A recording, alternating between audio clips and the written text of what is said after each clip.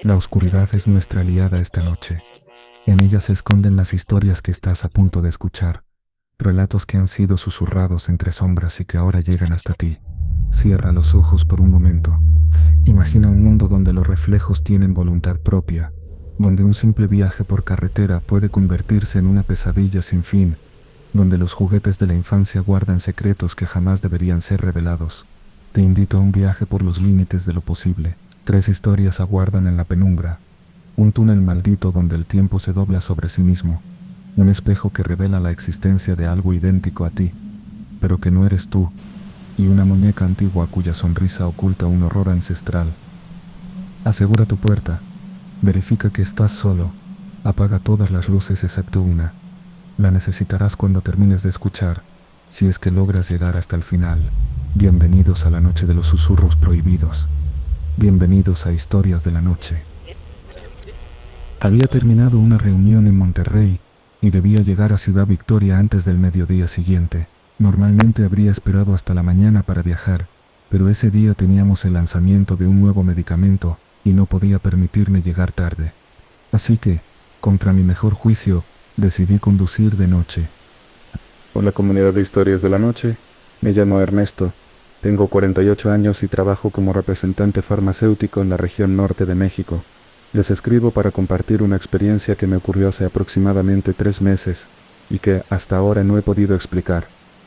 Como parte de mi trabajo, recorro constantemente carreteras entre pueblos y ciudades pequeñas. Conozco bien las rutas, sus peligros y sus secretos, o al menos eso pensaba hasta aquella noche de febrero.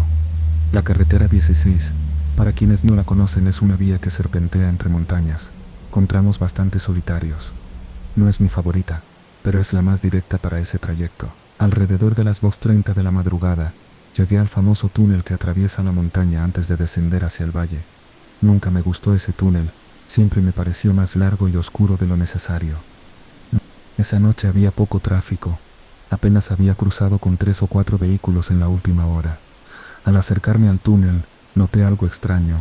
Las luces de la entrada estaban apagadas. Pensé que sería un problema de mantenimiento, así que encendí las luces altas y continué. Apenas entré al túnel, sentí que algo no estaba bien. El eco del motor de mi camioneta sonaba diferente, como si estuviera en un espacio mucho más grande de lo que debería ser. Las paredes del túnel, que normalmente están a una distancia fija, parecían alejarse en la oscuridad. Miré el velocímetro y me di cuenta de que llevaba 5 minutos dentro del túnel. Imposible. Ese túnel se atraviesa en máximo 2 minutos, incluso conduciendo despacio. Aceleré un poco, ansioso por salir, pero el final no aparecía. 8 minutos, 10 minutos, seguía dentro del túnel. Mi radio, que había estado reproduciendo un podcast para mantenerme despierto, comenzó a llenarse de estática. Entre el ruido, podía escuchar fragmentos de conversaciones, como si sintonizara frecuencias de radio antiguas. Una voz de mujer repetía algo que sonaba como: no deberías estar aquí, faltan 3 días. Otra voz, esta vez de hombre, murmuraba números que no tenían sentido. A los 15 minutos dentro del túnel, empecé a ver luces en los retrovisores. Pensé que por fin venía otro vehículo, lo que me dio cierto alivio, pero las luces no se acercaban, mantenían siempre la misma distancia, y lo más perturbador, no eran 2 faros como esperaría de un auto, sino una sola luz blanca, intensa, que parecía flotar a unos 2 metros del suelo. De repente, a mi izquierda, vi una figura humanoide caminando paralela a mi vehículo. Aunque iba a 80 kilómetros a esta cosa mantenía perfectamente el ritmo, sin esfuerzo aparente.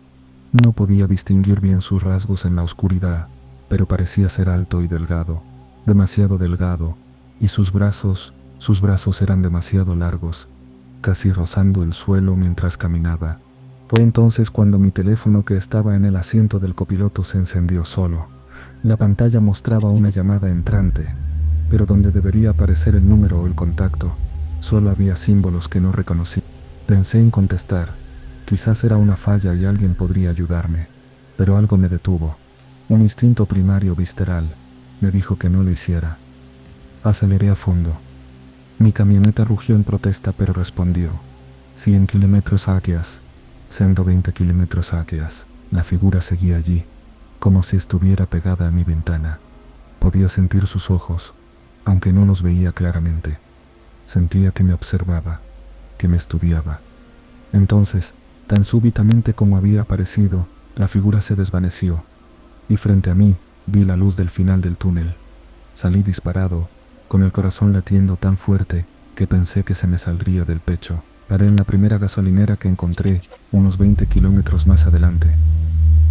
Con manos temblorosas, revisé mi reloj. Había estado dentro de ese túnel durante 27 minutos. 27 minutos en un túnel que se cruza en dos. El encargado de la gasolinera me vio pálido y me preguntó si estaba bien.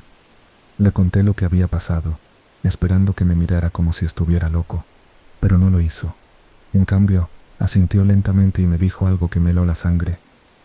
Los días siguientes fueron normales. Hice mi trabajo, regresé a casa, pero algo cambió en mí. A veces en sueños, vuelvo a ese túnel, y en ocasiones, al mirarme al espejo, por un instante fugaz, veo ojos que no son míos devolviéndome la mirada. Hoy es día 13, ¿verdad? Siempre pasan los días 13. El túnel cambia. La gente entra y sale, diferente. Si saliste, es porque algo ahí dentro decidió dejarte salir. Hace una semana tuve que volver a hacer esa ruta. Conduje 3 horas extra para evitar el túnel de la carretera 16. Algunas personas en mi empresa me han preguntado por qué ya no uso esa ruta. Les digo que hay obras, que está en mal estado.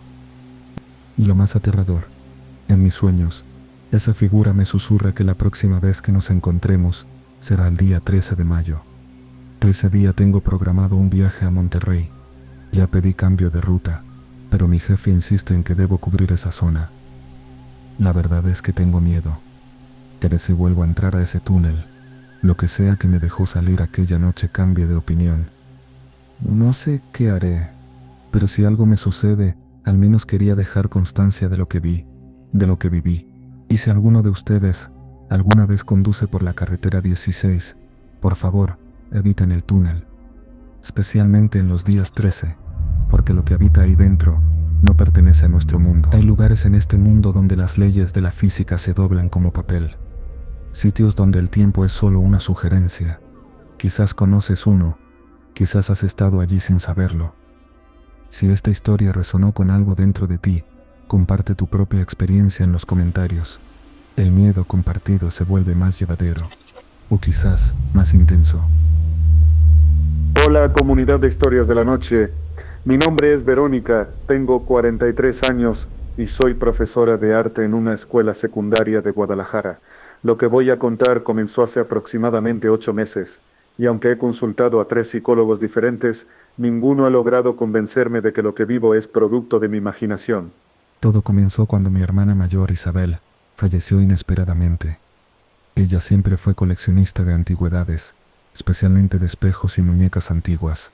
En su testamento me dejó un espejo victoriano de cuerpo entero con marco de caoba y una colección de 12 muñecas de porcelana que habían pertenecido a nuestra abuela.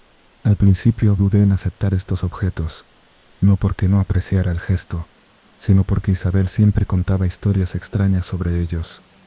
Decía que a veces, cuando pasaba frente al espejo, su reflejo tardaba una fracción de segundo en imitar sus movimientos, y sobre las muñecas, juraba que cambiaban de posición cuando nadie las miraba. Yo siempre pensé que eran excentricidades suyas. Isabel era dramática y le encantaba crear historias. Era parte de su encanto. Así que acepté los objetos y coloqué el espejo en mi dormitorio, mientras que las muñecas las puse en una vitrina en la sala. Las primeras semanas transcurrieron sin incidentes. De hecho, me encontré admirando frecuentemente el hermoso espejo y las delicadas muñecas, pensando en lo mucho que Isabel habría disfrutado verme apreciándolas. Un mes después de la muerte de Isabel, noté la primera anomalía. Pero una mañana, mientras me arreglaba frente al espejo, me pareció ver que mi reflejo sonreía cuando yo estaba seria. Fue tan rápido que lo atribuí al cansancio y la reciente pérdida. Pero esa misma noche, al pasar frente al espejo camino al baño, juré que mi reflejo giró la cabeza para seguirme mientras yo continuaba caminando. Me detuve en seco. Mi corazón latía con fuerza. Me acerqué lentamente al espejo y vi nada fuera de lo normal. Solo mi reflejo, pálido y asustado. Me reprendí por dejar que mi imaginación volara influenciada por las historias de Isabel. Una semana después, regresé tarde de una reunión escolar. La casa estaba en silencio. Al encender la luz del pasillo que lleva al dormitorio, noté algo extraño en la vitrina de las muñecas. Una de ellas, la más antigua, con vestido azul y cabello negro, no estaba en su lugar. La encontré en el piso de mi habitación, frente al espejo. Un escalofrío recorrió mi espalda. Estaba segura de haberlas dejado todas en la vitrina, y vivo sola desde mi divorcio hace 5 años.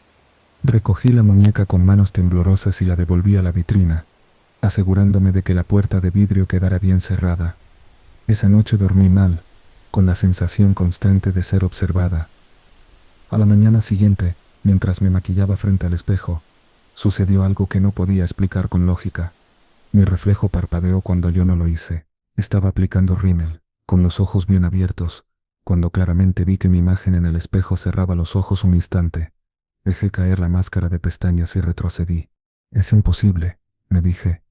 Pero entonces, mientras permanecía inmóvil a 2 metros del espejo, vi cómo mi reflejo inclinaba levemente la cabeza hacia un lado, como estudiándome con curiosidad. Salí corriendo de la habitación y pasé todo el día fuera de casa. Cuando regresé, decidida a enfrentar mis miedos o a comprobar que estaba perdiendo la razón, me planté frente al espejo.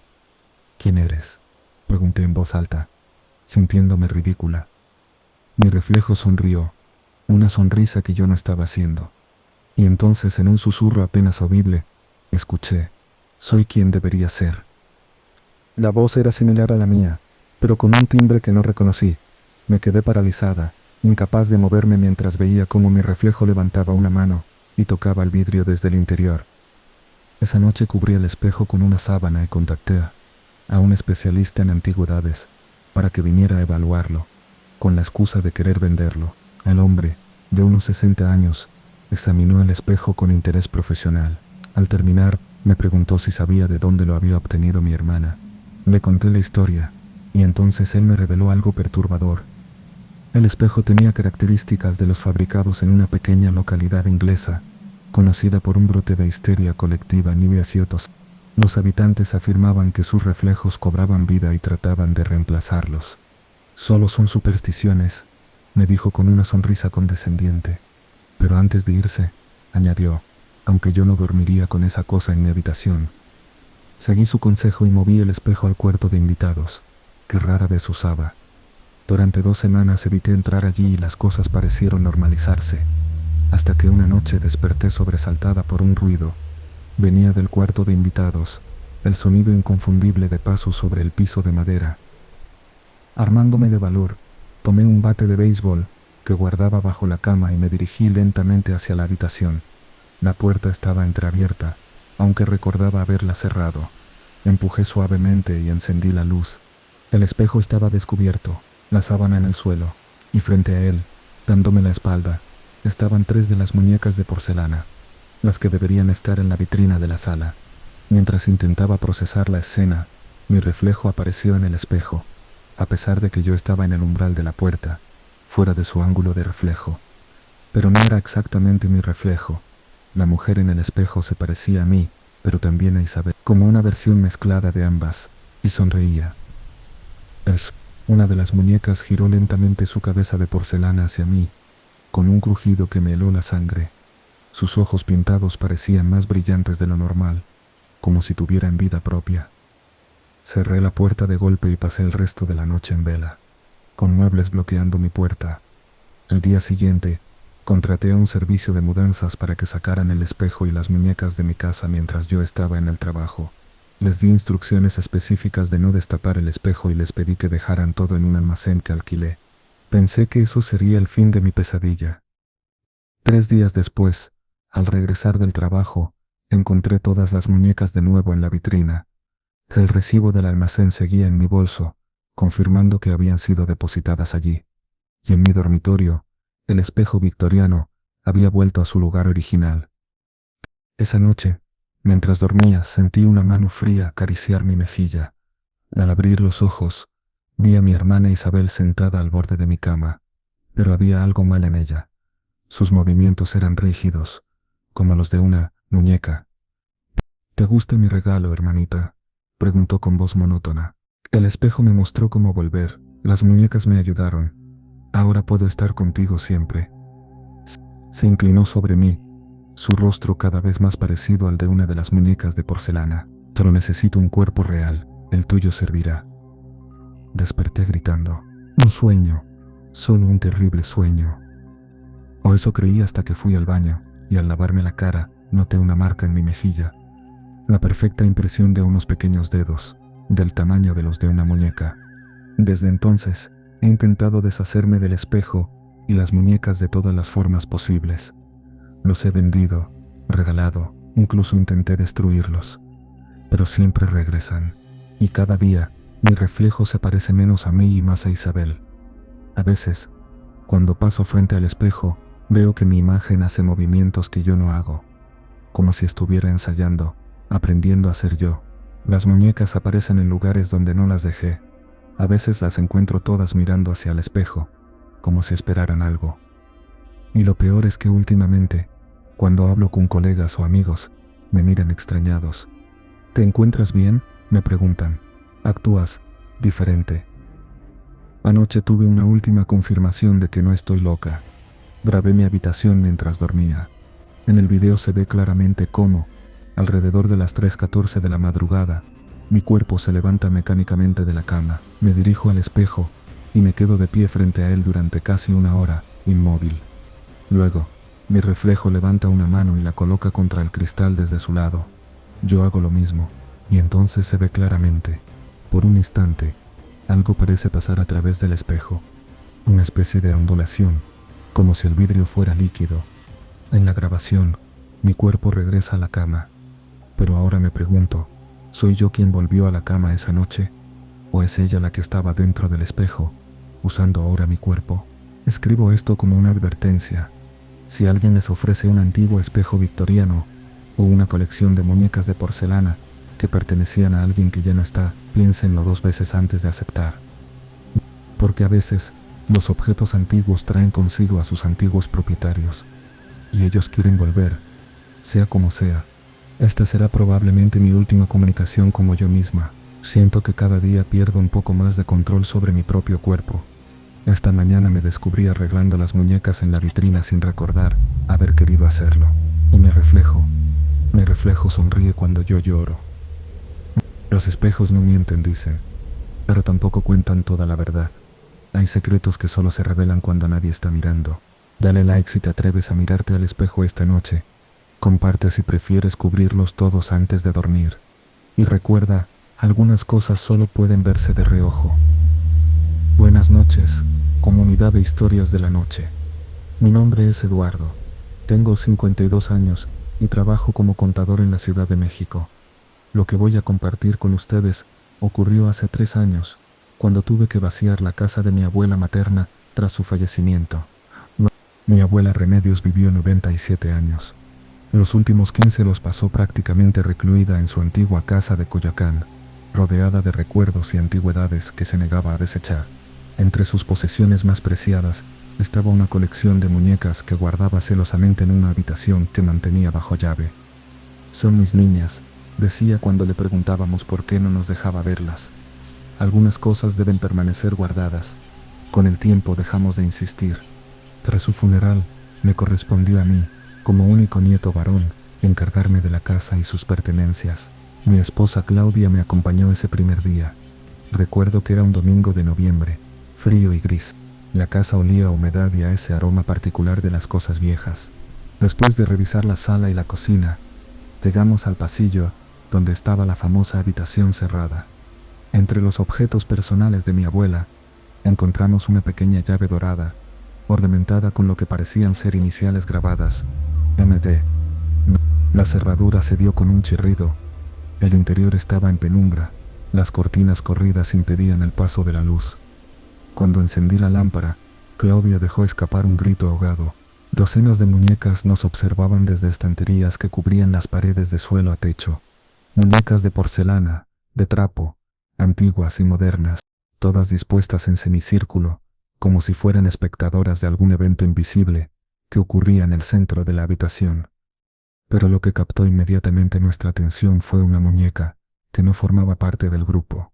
Estaba sentada en una pequeña mecedora, en el centro exacto de la habitación, como presidiendo una reunión. Era una pieza extraordinaria, de tamaño similar al de una niña de 4 años. Vestía un traje de época, un vestido rojo con encajes negros que parecía del siglo XIX. Su rostro de porcelana estaba finamente detallado, con mejillas sonrosadas y labios pintados de un rojo intenso. Pero lo más inquietante eran sus ojos, de un azul tan pálido que parecían casi transparentes, con pestañas reales implantadas. Después de este misterio, a sus pies había una pequeña placa de bronce con una inscripción, una historia que no solo establecerá sus sueños, sino que desafiará. ¿Por qué tiene fechas como si fuera una lápida? Y lo que es desconocido. Si tienen el valor de enfrentarlo, no supe qué responder. Quédense con nosotros. Tras examinar el resto de la habitación, tomamos algunas fotografías y decidimos comenzar la limpieza otro día. Al salir, cerré la puerta con llave, más por costumbre que por necesidad. Ya nadie quedaba en la casa que debiera mantenerse alejado de esa colección. Esa noche soñé con la muñeca. En mi sueño, se mecía lentamente en su silla, mientras cantaba una canción de cuna en un idioma que no reconocí. Alemán, quizás. Me desperté sobresaltado, con un inexplicable deseo de volver a la casa. Al día siguiente, regresé solo. Claudia tenía trabajo y, para ser honesto, tampoco insistí en que me acompañara.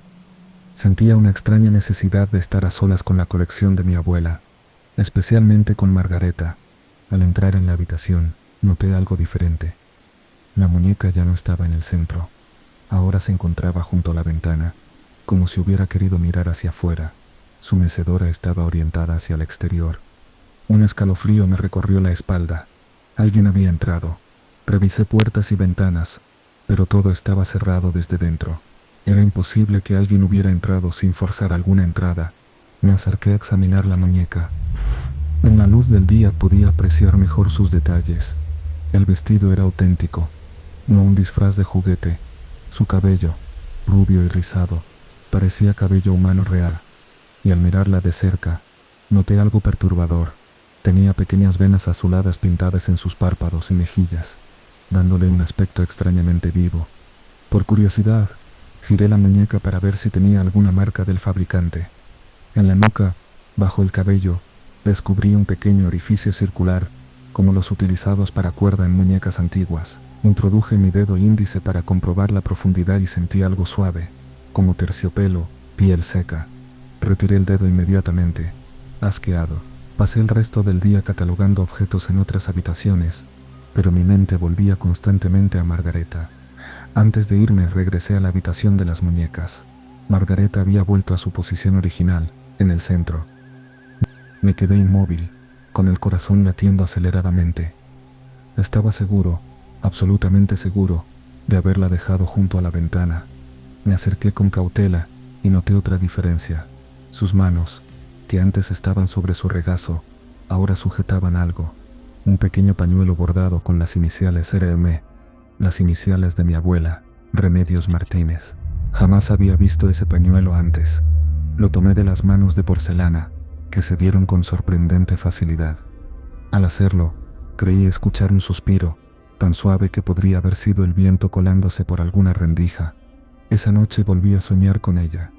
Esta vez, Margareta estaba de pie junto a mi cama, observándome.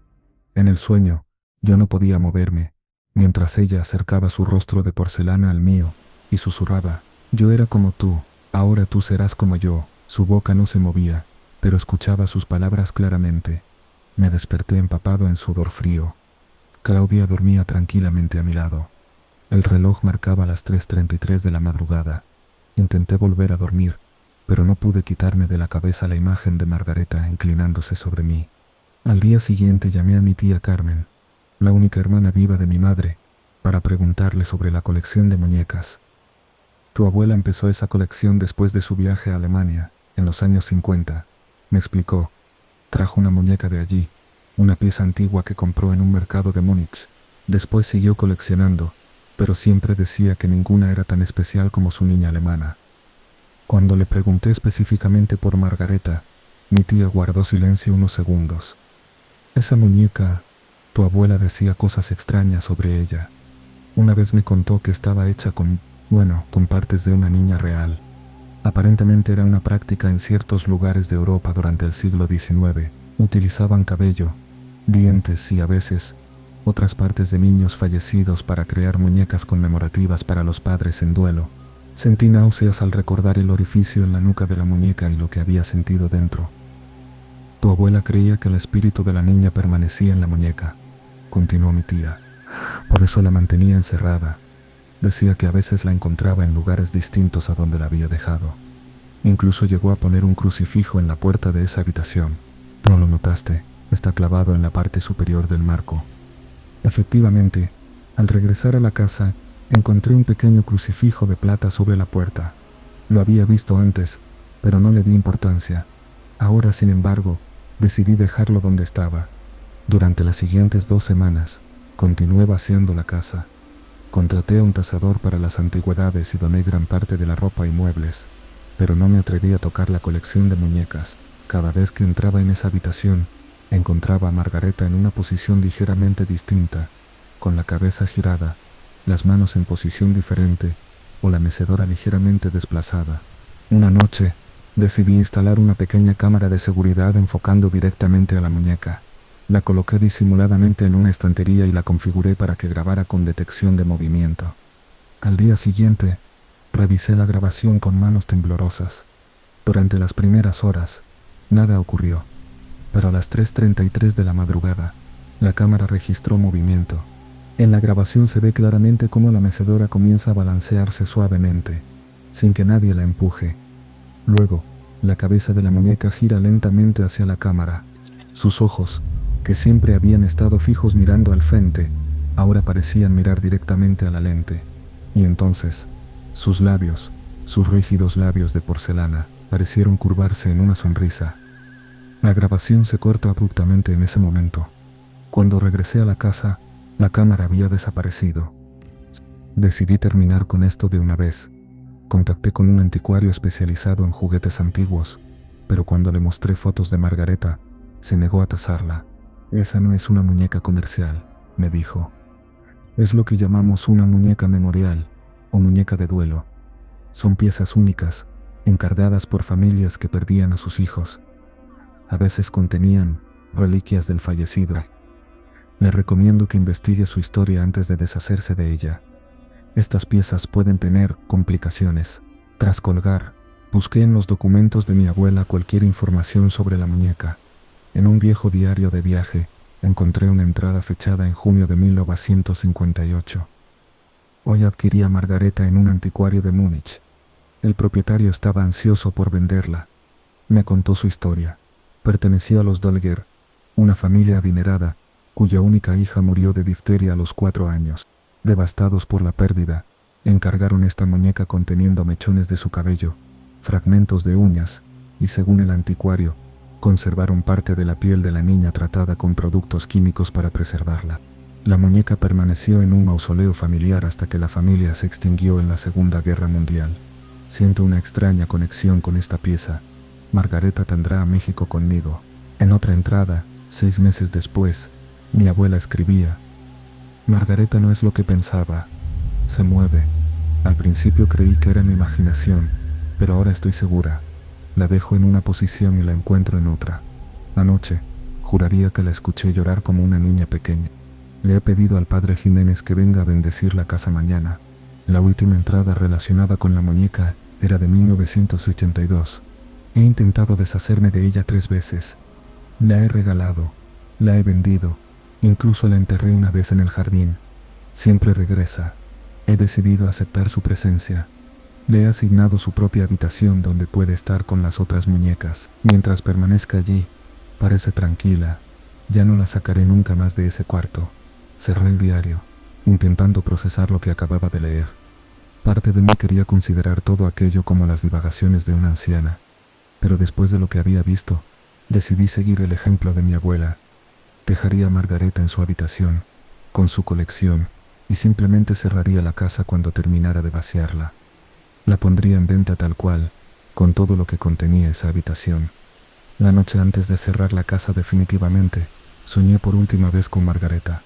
Esta vez no estaba amenazadora. Parecía triste. En el sueño me tendía los brazos como pidiendo que la llevara conmigo. Me desperté con una certeza absoluta. No podía dejarla allí. No porque me importara la muñeca, sino porque algo me decía que encontraría la forma de seguirme. Esa misma mañana, busqué a un sacerdote. Le expliqué la situación y aunque me miró con cierto escepticismo, accedió a acompañarme a la casa. Bendijo toda la propiedad y específicamente la habitación de las muñecas. Mientras lo hacía, la temperatura descendió notablemente en la habitación, tanto que podíamos ver nuestro aliento. Cuando el sacerdote roció agua bendita sobre Margareta, la mecedora comenzó a balancearse violentamente. El padre retrocedió, pálido, pero continuó con las oraciones. De repente, escuchamos claramente el llanto de una niña pequeña, que parecía provenir de todas partes y de ninguna a la vez. El sacerdote me indicó que trajera fuego. Con manos temblorosas, encendí unas velas. Él continuó orando mientras me instruía para que quemara la muñeca. Debe destruirse por completo, insistió. No pueden quedar restos.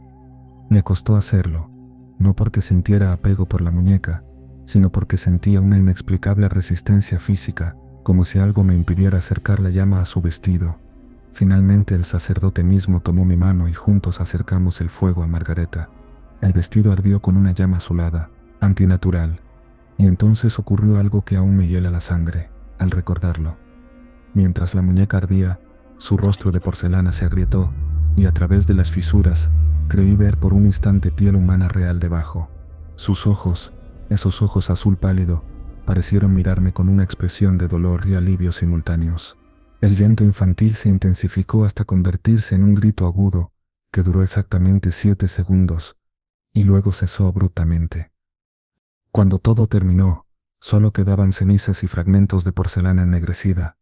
El sacerdote insistió en que enterráramos los restos en suelo consagrado. Esa misma tarde, depositamos las cenizas en el cementerio donde están enterrados mis abuelos, en una pequeña caja sin marcar.